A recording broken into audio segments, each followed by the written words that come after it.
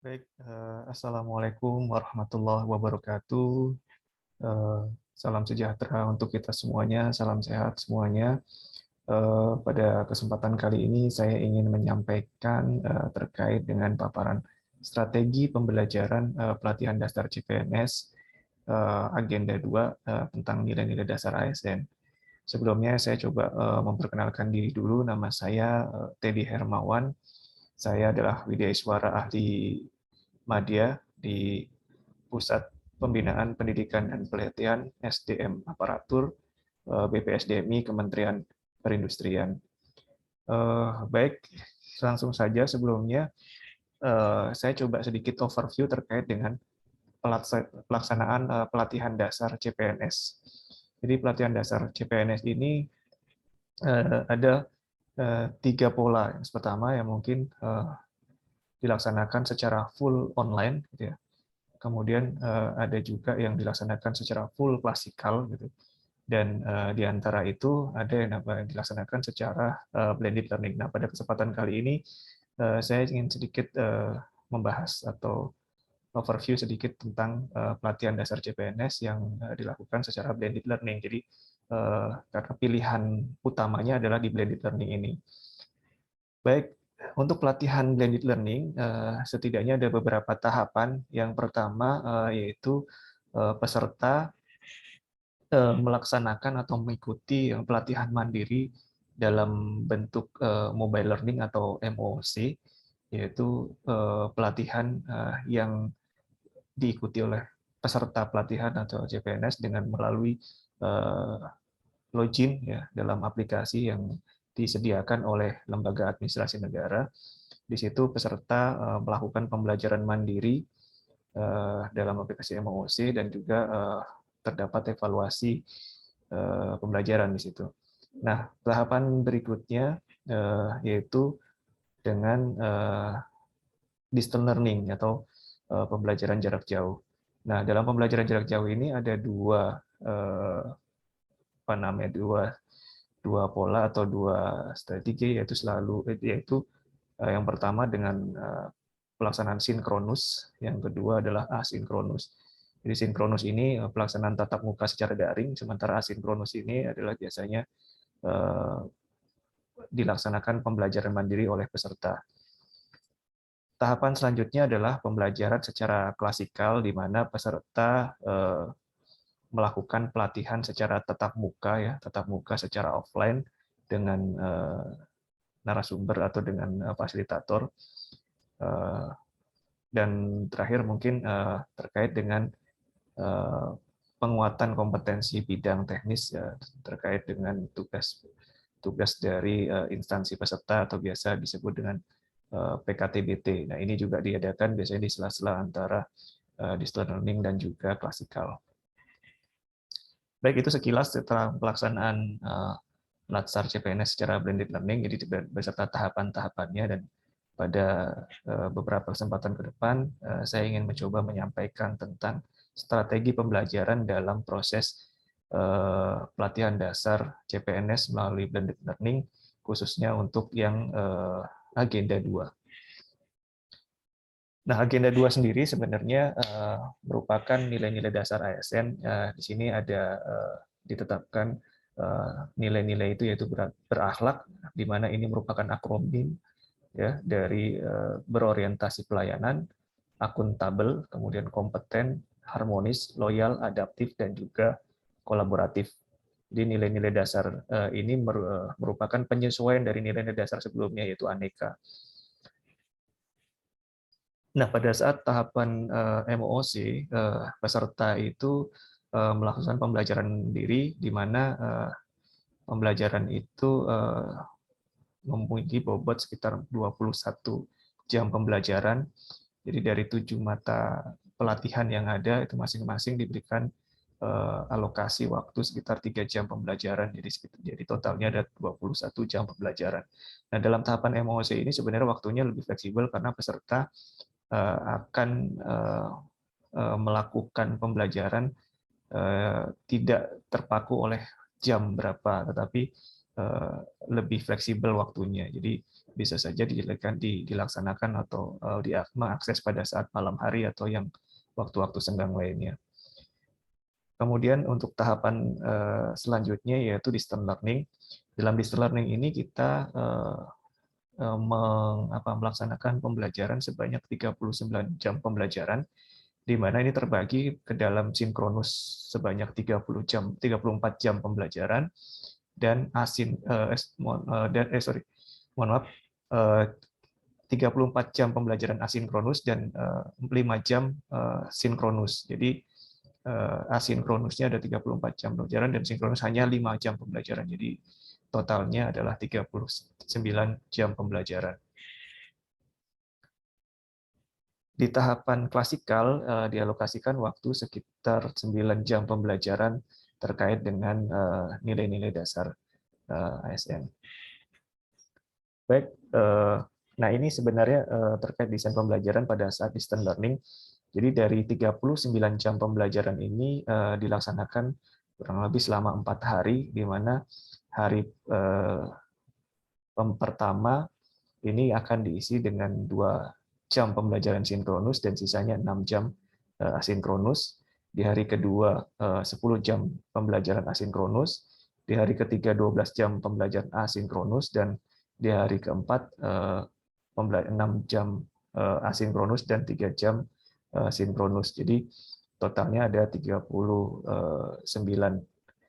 jam pembelajaran.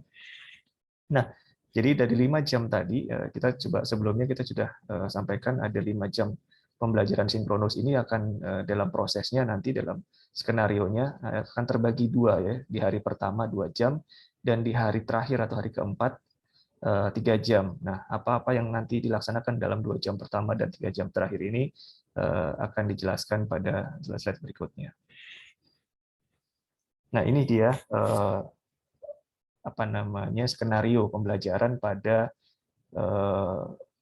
pelaksanaan sinkronus. Jadi di hari pertama ini akan dibuka sebanyak 2 jam pembelajaran sinkronus, di mana di dalamnya kita akan isi dengan perkenalan, yaitu peserta dan juga fasilitator, serta antar peserta, karena dalam satu kelas ini akan dibagi menjadi 4 kelompok, jadi masing-masing kelompok ini akan diampu oleh satu fasilitator, sehingga totalnya nanti satu fasilitator itu akan mengampu sebanyak 10 orang peserta. Jadi mungkin waktunya lumayan singkat ya, karena untuk perkenalan hanya 10 orang peserta. Nah, setelah perkenalan kita akan coba jelaskan terkait dengan tujuan pembelajaran di agenda 2, serta nanti aktivitas-aktivitas apa saja yang akan kita lalui dalam proses pembelajaran ke depan selama 4 hari ke depan. Kemudian dilanjutkan 30 menit berikutnya adalah terkait dengan diskusi tentang konsepsi nilai-nilai dasar ASN atau nilai-nilai berakhlak. Jadi kita coba gali pemahaman mereka sedikit tentang nilai-nilai ASN yang sudah dia pelajari dalam tahapan MOC. Nah, ini mungkin nanti akan kita coba ajukan sebagai pengantar dalam penjelasan atau tahapan berikutnya, yaitu penugasan kepada peserta. Jadi di tahapan berikutnya kita akan jelaskan tentang tugas-tugas yang harus diselesaikan peserta pada saat nantinya tahapan MOC, tahapan asinkronusnya gitu ya. Jadi tugas di tahapan selanjutnya itu kita akan dijelaskan terkait dengan penjelasan apa-apa yang harus dilaksanakan atau diselesaikan, atau penugasan-penugasan apa saja yang harus diselesaikan oleh peserta pada agenda 2 ini dalam 4 hari ke depan. Nah, untuk selanjutnya adalah tahapan asinkronus, menyelesaikan tugas, dan di hari keempat baru kita akan bertemu lagi secara sinkronus atau tatap muka secara daring dengan peserta. Nah, ini akan diawali dengan persepsi. Ya. Jadi di hari keempat ini kita ada sinkronus sebanyak 3 jam pembelajaran.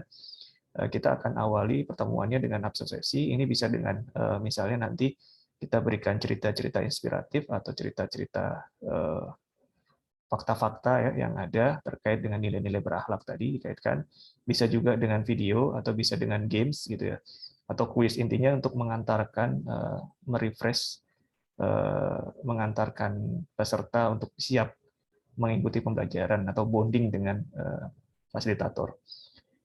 Selanjutnya nanti dari pembahasan-pembahasan atau dari penugasan-penugasan di saat asinkronus itu ada beberapa penugasan yang kita angkat untuk kita bahas di dalam pertemuan sinkronus, gitu ya. Jadi di dalam proses penugasan nanti kita kasih tahu atau kita sampaikan bahwa ada beberapa tugas kelompok gitu ya, atau tugas yang harus mereka paparkan pada saat sinkronus nanti, yaitu pada hari keempat ini. Jadi di sini kita akan coba bahas penugasan yang sudah kita berikan pada hari pertama tadi untuk peserta memberikan paparan atau menyampaikan paparannya apa yang sudah mereka selesaikan dan kita bahas untuk kita evaluasi atau kita diskusikan gitu ya. Nah, selanjutnya adalah evaluasi. Evaluasi ini terkait dengan pencapaian tujuan pembelajaran yang dilanjutkan dengan penutup. Nah, apa saja yang ditugaskan di dalam tahapan asinkronus ya? Jadi ada 4 hari tadi. Hari pertama 2 jam sinkronus, sisanya asinkronus. Kemudian di hari keempat 3 jam terakhir adalah sinkronus. Jadi selama asinkronus ini kita peserta akan diberikan tugas-tugas. Totalnya ada 34 jam pembelajaran. Jadi tugas-tugas ini coba kita buat menyesuaikan dengan alokasi jam pembelajaran yang ada, jadi 34 jam pembelajaran. Nah, tugas ini terbagi dua ya, tugas individu maupun tugas kelompok.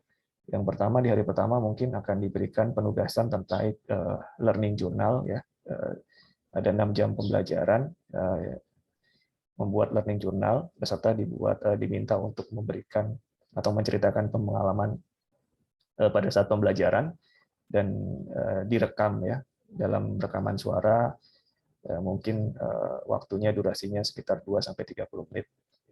Kemudian hasilnya akan di-upload di dalam e-learning yang kita sediakan. Kemudian tugas kelompok di hari pertama, ini terkait membuat video kreatif, nilai-nilai berakhlak. Jadi nanti peserta diminta untuk berdiskusi, untuk membuat sebuah video kreatif tentang tema atau tentang nilai-nilai berakhlak kontennya nanti. Jadi silahkan berkreasi teman-teman peserta nanti terkait dengan nilai-nilai berakhlak tadi yang nantinya mereka akan upload juga di dalam media sosial atau YouTube misalnya gitu ya. Itu nanti durasi waktunya mungkin sekitar 2-3 menit. Nah, video kreasi ini mungkin bisa disertai misalnya gerakan berakhlak, misalnya berorientasi pelayanan. Nah, mereka menyampaikan nanti itu ya nggak perlu lama, sekitar 2-3 menit. Intinya yang mengandung akronim berakhlak tadi gitu. Jadi seperti itu. Nah, nanti diupload di dalam media sosial atau YouTube dan linknya nanti coba diupload di dalam e-learning yang disediakan. Dan ini juga ada batas waktu pengumpulan tugasnya. Tugas berikutnya mungkin di hari kedua, yang bisa dikerjakan di hari kedua, yaitu tugas individu. Peserta diminta untuk membuat konten media sosial terkait penerapan nilai berakhlak. Jadi ini mungkin akan lebih fokus kepada atau lebih mendekati terkait nilai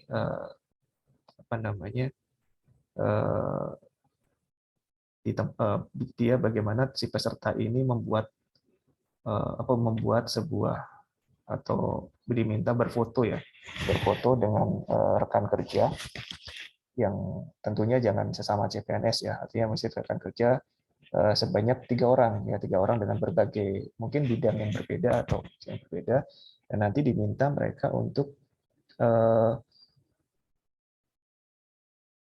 memberikan narasi, misalnya siapa dia berfoto dengan siapa, kemudian di dalamnya nanti mereka itu diinformasikan bahwa ini adalah Bapak X, misalnya Bapak X ini sudah bekerja sekian tahun, kemudian sehari-hari dia tinggal di sini, misalnya gitu. Sehari-hari dia mengerjakan apa, kemudian apa pentingnya peran dia di dalam kantor, misalnya seperti itu. Jadi minimal 3 orang atau 3 rekan kerja, mereka coba berfoto dan diupload di media sosial juga. Nantinya ya ini akan di upload juga di linknya di e-learning. Gitu. Jadi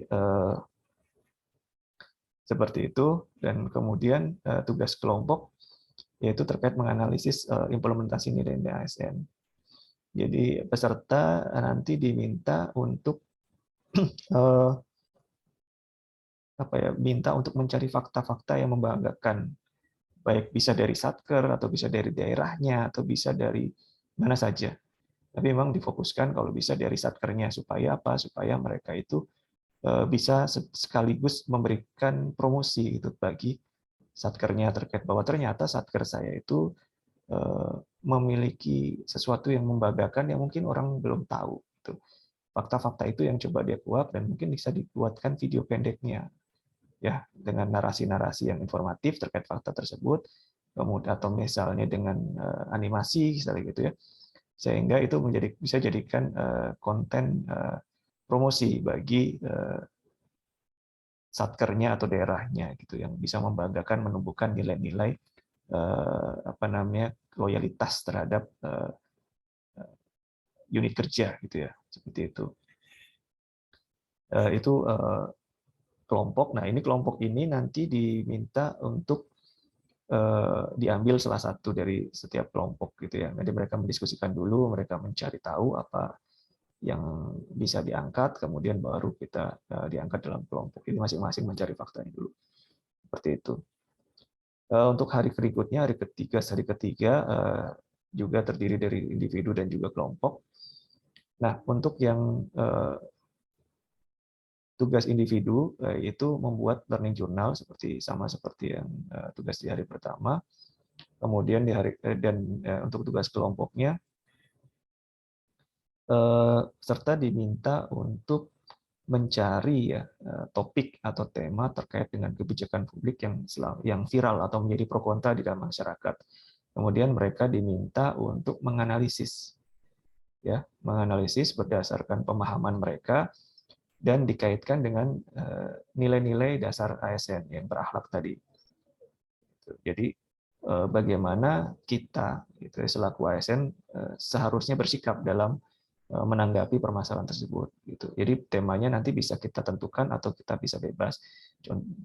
Jadi mereka diminta untuk menganalisis itu. Ini fungsinya apa? Ini fungsinya supaya teman-teman peserta ini atau peserta Latsar CPNS ini aware gitu ya, mulai memiliki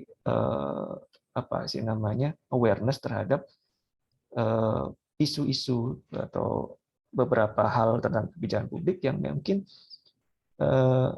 kita harus melihatnya dari sudut pandang yang berbeda gitu. Jadi tidak lagi melihat dari sudut pandang masyarakat umum, tetapi melihat dari sudut pandang peran dari teman-teman ASN gitu ya. Nah, tentunya menganalisanya didasarkan kepada nilai-nilai dasar ASN tadi, yaitu berakhlak. Nah, ini nanti untuk tugas ini nanti yang akan menjadi tugas kelompok yang akan dipresentasikan atau dipaparkan ya dalam atau pada saat pelaksanaan sinkronus di hari keempat. Jadi mereka juga selain membuat tulisan analisis juga nanti diminta untuk membuat paparannya, itu PowerPoint atau bahan presentasinya. Kemudian tugas berikutnya yaitu tugas untuk memberikan pendapat atau ulasan terkait dengan wacana, misalnya beberapa isu wacana lah, wacana misalnya PNS diganti dengan robot, gitu ya, atau wacana ASN dapat WFA, gitu, work from anywhere, gitu. Nah, ini nanti apa sih tanggapan mereka, karena ini terkait dengan tantangan PNS atau ASN ke depan. Jadi ada beberapa hal yang yang mungkin perlu disikapi gitu ya terkait dengan wacana itu. Ketika misalnya oke mereka setuju atau mereka mendukung, kira-kira apa yang harus disiapkan gitu. Terus pada konteks apa saja yang mereka setujui. Ini kita bisa eksplor di situ nantinya pada saat diskusi. Nah, kemudian misalnya tidak setuju atau tidak mungkin ya apa alasannya dan segala macam. Itu mereka harus eksplor di situ. Oke, lanjut. Berikutnya mungkin di penugasan di hari terakhir, karena hari terakhir ini ada sinkronus juga. Jadi yang bisa dilaksanakan supaya sebelum kita sinkronus, yaitu terkait tugas individu menganalisis implementasi nilai-nilai berakhlak di lingkungan kerja masing-masing. Jadi karena tahapannya di dalam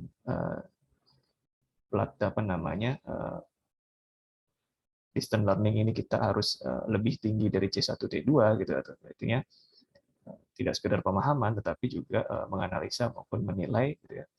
Jadi peserta nanti diminta untuk mencoba mengidentifikasi dulu nih tugas dari fungsi masing-masing organisasi atau satkernya masing-masing, kemudian mereka coba menganalisis kira-kira dari situ, dari fungsi tugas itu yang terkait dengan layanan publik atau terkait dengan pelaksanaan tugas itu, apa sih potensi penyimpangan yang bisa terjadi gitu ya dalam pelaksanaan tugas tersebut. Nah, kira-kira kemudian mereka diminta untuk merumuskan kira-kira rekomendasi untuk bisa meminimalisir itu seperti apa sih? Itu rekomendasinya, apa yang harus dikerjakan atau yang dilakukan. Misalnya perbaikan sistem, atau misalnya dengan merumuskan sistem informasi yang lebih handal, misalnya dan sebagainya dan seterusnya. Nah itu mereka coba rumuskan, kemudian diketik dalam surat dengan kertas ya, atau bisa diketik dan diupload dalam bentuk format PDF gitu ya. Mungkin nanti dibatasi maksimal berapa halaman atau 1 atau 2 halaman cukup. Seperti itu. Nah, itu proses sinkronus. Jadi proses distance learning ada 39 jam pembelajaran, di mana dalam 39 jam pembelajaran itu 34-nya asinkronus, 5 jamnya sinkronus. Jadi setelah asinkronus ini maka baru kita akan menambah lagi dengan sinkronus yang 3 jam tadi yang kita sudah bahas di awal tadi. Nah, selanjutnya pada tahapan klasikal. Nah, pada klasikal alokasinya adalah 9 jam pembelajaran. Nah, klasikal ini biasanya dilaksanakan setelah peserta melaksanakan habituasi yang di daerah masing-masing atau di satkernya masing-masing selama kurang lebih 1 bulan gitu ya. Nah, mungkin diawali dengan kita melakukan pembukaan gitu ya, karena kita sudah perkenalan sebelumnya. Artinya kita tidak perlu lagi menyampaikan perkenalan, hanya mungkin mengingatkan kembali dan kita buka dengan menyampaikan outline yang akan kita laksanakan dalam di 9 jam ke depan gitu ya. Kemudian kita juga sampaikan aturan mainnya, kesepakatan kelas misalnya seperti itu di dalam kelas. Seperti itu. Kemudian kita juga menyampaikan tentang tujuan pembelajaran di agenda 2 tadi. Jadi khususnya di dalam pembelajaran klasikal. Setelah itu kita coba overview sedikit tentang nilai-nilai berakhlak. Jadi kita coba sampaikan bahwa nilai-nilai berakhlak ini tidak hanya slogan gitu ya, overview, tetapi juga harus dimasukkan atau diinternalisasi oleh teman-teman gitu ya. Dan nanti kita coba review jadi pendapat mereka atau ininya mereka seperti apa di dalam proses internalisasi tadi, dalam khususnya misalnya dalam melaksanakan tugas-tugas yang sudah diberikan pada saat pembelajaran distance learning ataupun MOOC tadi gitu. Nah, selanjutnya kita coba bagi kelompok ya, kita berikan tugas diskusi kelompok. Kita beri beberapa tema ya, terkait nilai-nilai berakhlak tadi. Bisa dengan studi kasus, artikel gitu ya, yang coba kita diskusikan tentang beberapa kasus-kasus baik itu mungkin yang sifatnya kasus-kasus penyelewengan misalnya gitu ya, atau misalnya beberapa kasus yang merupakan contoh buruk gitu ya, atau dari implementasi nilai berakhlak, atau sebaliknya. Nah itu nanti coba nanti coba kita berikan studi kasus dari beberapa kelompok, kita bagi, kemudian mereka mendiskusikan dan mereka paparkan gitu. Mereka paparkan, setelah itu kita berikan feedback. Jadi diskusinya seperti itu. Intinya apa? Intinya sini tujuannya adalah bagaimana mereka memahami sebuah permasalahan dalam konteksnya, kemudian mereka juga tahu implementasi real implementasinya, nilai-nilai berhalak itu seperti apa. Jadi tidak hanya memahami, tapi juga dia implementasinya seperti apa, dia juga bisa menjelaskan itu. Nah, kemudian setelah itu kita coba refleksikan, ya mungkin pengalaman-pengalaman mereka, pengalaman-pengalaman selama habituasi misalnya, dia mengalami kendala atau mengalami beberapa pengalaman menarik yang mereka bisa share juga, dan kita coba refleksikan. Artinya di situ kita akan menemukan beberapa hal baru atau tantangan-tantangan yang mungkin saja di antara peserta ini berbeda-beda gitu. Jadi itu yang kita coba tuangkan, bahwa tantangan kita berikan di dalam refleksi ini kita berikan beberapa fakta-fakta terkait tantangan-tantangan ASN ke depan. Jadi ini juga bisa diambil dari penugasan-penugasan tadi gitu ya, yang misalnya bahwa dengan adanya perkembangan industri 4.0, maka banyak tugas-tugas yang tadinya diselenggarakan atau dilaksanakan oleh orang gitu ya, yang akhirnya dipangkas gitu ya. Kemudian ada banyak juga, apalagi dalam Presiden juga pernah menyampaikan terkait dengan penggantian atau beberapa tugas ASN dengan robot misalnya seperti itu. Nah, hal kayak gitu juga menjadi hal yang perlu disikapi. Artinya kita kaitkan dengan misalnya kira-kira supaya itu tidak terjadi atau supaya kita tidak tersingkir, supaya kita tidak tetap bisa eksis dan kita juga bisa tetap berkontribusi, kompetensi apa yang mungkin kita harus kembangkan dan segala macam. Kemudian juga apa sih kira-kira tugas-tugas dari penyelenggara negara yang ASN ini yang sebenarnya mungkin tidak bisa tergantikan oleh robot dan yang lain. Itu kita bisa kembangkan diskusinya di situ, dalam refleksi itu. Artinya kita menggugah pemikiran teman-teman peserta ini untuk bahwa ini loh tantangan ke depan ini, ya ketika Anda lulus dari CPNS menjadi atau lulus ini tidak selesai di situ gitu. Jadi ini baru awal mula untuk apa ya, awal atau baru permulaan untuk menjalani perjalanan yang lebih jauh lagi gitu. Itu kita sampaikan di situ. Nah, terakhir sebelum ditutup, kita coba menyampaikan atau meminta atau teman-teman itu untuk menyusun ikrar bersama. Artinya dengan ketika mereka sudah dibekali dengan beberapa tantangan atau fakta-fakta ke depan gitu yang mereka harus, tapi kemudian mereka juga dibekali dengan nilai-nilai dasar ASN yang sudah pelajari baik dalam sinkronus maupun dalam distance learning maupun MOOC misalnya gitu, termasuk dalam penugasan-penugasan. Nah, kira-kira apa sih yang selanjutnya? Nah, ini kita coba ubah mereka untuk melakukan ikrar bersama, menyusun kira-kira ikrarnya seperti apa gitu ya, masing satu kelompok. Ini bisa dibuat dalam 3 kelompok ataupun dijadikan satu gitu ya. Jadi satu kelas misalnya gitu menyepakati ikrar bersama, bunyi ikrarnya, kemudian mereka membuat video ikrar bersama itu. Nah, ini video ini nanti harus diposting atau kita coba posting di sosial media masing-masing. Nah, supaya ini apa? Supaya ini menjadi reminder bagi mereka suatu saat nantinya bahwa ini loh, pada saat saya masuk ke dalam PNS gitu, ASN, saya sudah berikrar seperti ini. Jadi suatu saat mereka menghadapi beberapa permasalahan yang dilematis misalnya gitu, kembalikan ke sana ikrarnya itu. Jadi itu sih tujuannya. Nah, mungkin itu seperti itu, dan diakhiri dengan kita penutup dari pembelajaran, sehingga nanti diharapkan keseluruhan rangkaian ini mendapat tidak hanya peserta ini tidak hanya mendapatkan pengalaman secara pembelajaran, tetapi juga pengalaman emosional gitu ya. Jadi itu yang kita harapkan dalam proses pembelajaran Latsar CPNS. Mungkin itu saja ya yang dapat kami sampaikan terkait dengan strategi pembelajaran dengan Latsar CPNS khususnya di agenda 2. Mudah-mudahan bermanfaat untuk saya pribadi dan juga mungkin teman-teman yang nantinya bisa memberikan informasi, inspirasi lah bagi teman-teman untuk bisa lebih mengembangkan strategi pembelajaran yang lain. Mungkin itu, terima kasih. Saya akhiri, billahi taufik wal hidayah. Wassalamualaikum warahmatullahi wabarakatuh.